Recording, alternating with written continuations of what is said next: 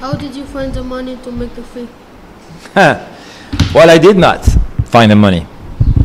And when I start to think about it, I say, okay, how am I going to do that? I need equipment, I need flight tickets, you know, and I need money, basically, to do. I mean, you do anything, you need money. So I start to create a non-profit organization, and that took me so much time that I just stopped it and did my film with the money I had myself, because I had a company in America, so I could afford to at least pay the flight ticket. The thing is, I did everything myself, so that's why it didn't cost too much. If I had to hire a cameraman, a post-production editor, a sound engineer, that would be over the top. I would have to pay $200,000. You understand?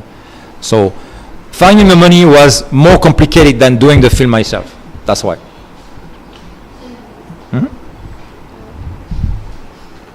Who is the most motivated to shoot this film? Your wife or yourself? Well, it was me. It was my project, and she helped me the best she can.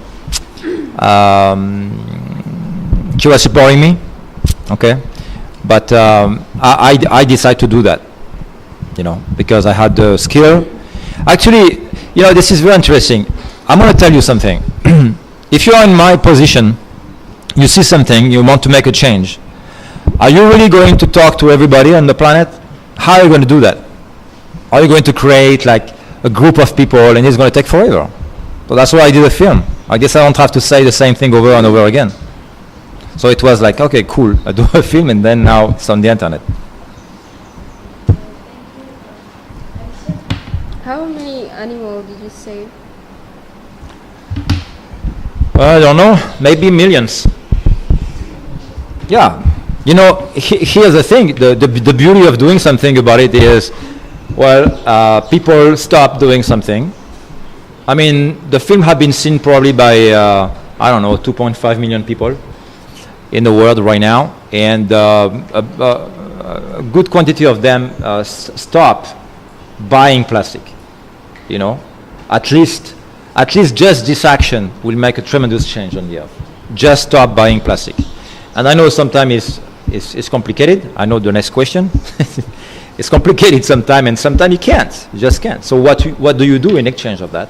Well, you stop buying plastic, and you find ways to pass the message, pass on the message, you know? Well, people don't throw plastic at sea. It is not that. It is pretty rare to see some idiot, you know, throwing a plastic bottle in the water. It is not happening like this. Actually, it's happening in a different way.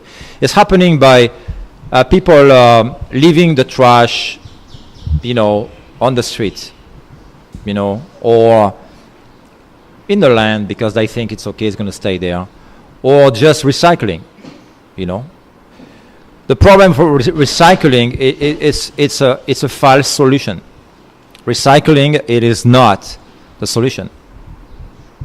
Recycling is not the solution, and I insist on that, because in America, where it should be the best country in the world, right, or let's say they are the most aware about that, whatever, especially in California, only 7% of the plastic is recycled. 7% of the plastic is recycled. And we talk about that since 15 years in America. It does not work. And it's normal, you know. I mean, imagine you are, you know,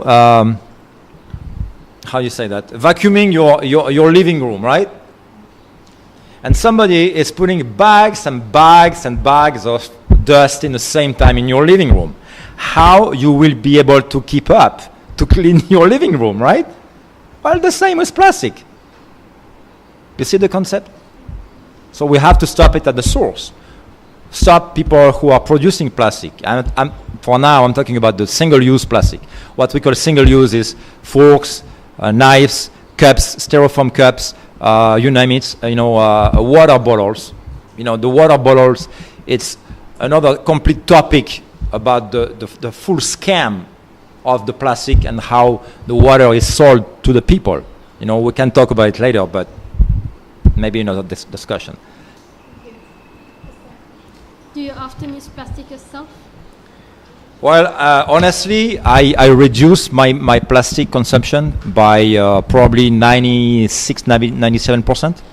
However, there is some that you can't. I mean, to live a life without plastic, you have to involve the consumer, of course, who can say no, but also the producer. Okay, you live here, you go to Bon Marché, right? And you want to buy cheese, or you want to buy, I don't know, just a salad. Okay, well, salad is in a plastic. Why is it in a plastic? Like, these people don't touch it, and it's kind of clean. However, what do we do with this piece of plastic? So what I do, I have a place in my home where I have all the plastic, and I don't know what to do with it. It's just, I just don't trash it. I keep it, you know, especially the bags and stuff, you know, that can be useful, you know. So, of course, you know, today, as of today, if there is no law passed to say we don't want single-use plastic anymore in this country, and all the manufacturer and the producer of any product will have to comply to this law, then we still have plastic. Because money talk.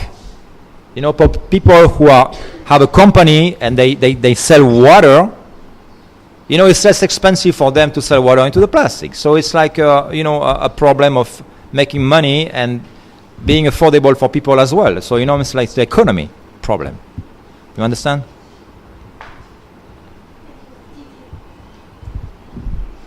Where do you throw your plastic yourself?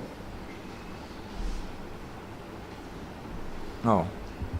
Well, I answered this question. I don't throw it. It happens sometime. I'm going to tell you how.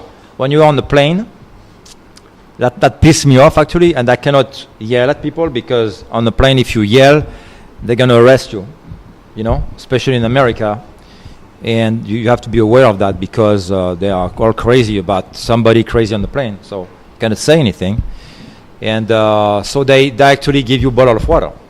Or you can only buy stuff at the airport. Okay? So if you bring your bottle of water, glass bottle of water, they will throw it away.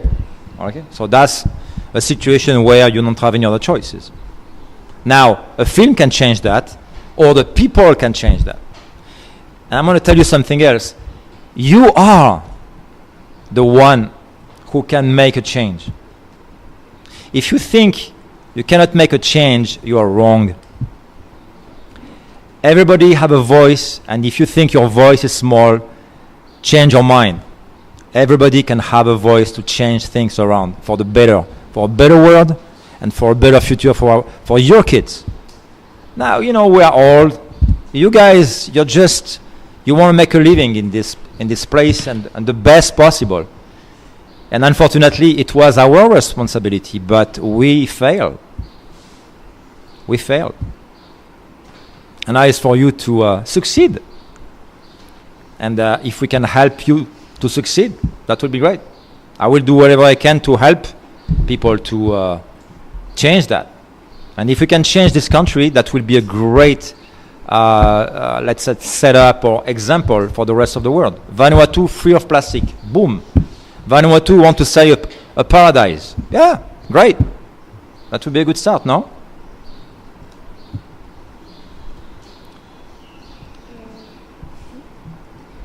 Has anything changed ever since you have released the documentary? I believe there was a lot of changes that occurred because of the film. I saw in different countries people doing screening, taking the film and doing public projection. And people stand up and do something about it. A researcher, a friend of mine, told me one day, you know, we don't need the whole population to make a change. We only need 8%.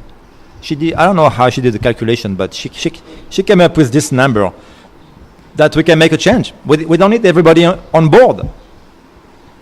So, yes, there is change. Yes, Vanuatu is doing something about it. Yes, France pass a law to ban the single-use plastic. Yes, other countries are doing it step by step, little by little, but it's too slow.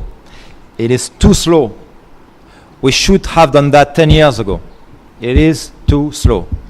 Now the effort to clean up is going to be so tremendous, so big, that we're going to destroy another part of the fish, another part of the earth, by trying to clean up. By the way, there is a guy in Germany came up with an idea to clean up the oceans, right? And the media are following this idea. Why? His solution will not work. No. Because it's going to take so much energy that is going to pollute another part of the ocean. That's why we do that. Okay? By the way, they failed tremendously, but the media are just pushing this idea to say, hey, we have a solution. Don't do anything, guys. Hey, this guy have a solution. Why do anything? Meanwhile, the people who are advertising on their network are Coca-Cola, Nestle, Pepsi-Cola, McDonald's, the biggest producer of the plastic. Now you understand the conflict of interest here? You understand? I give you the reality of it, okay? We contact Coca-Cola. Like Captain Moore says in the film, oh, they will come at the table to discuss the problem, but they will not do anything about it. And I know they came up with an idea lately saying, yeah, Coca-Cola is doing an effort to bring up some kind of plastic bottle that are biodegradable. And in 20 years, we're going to find out that their degradable plastic, biodegradable plastic, is another form of chemical that is also endangering species and your health. By the way, you know the BPA that is inside the bottle of water that you drink is leaking. The chemical is leaking into the water. People don't know that.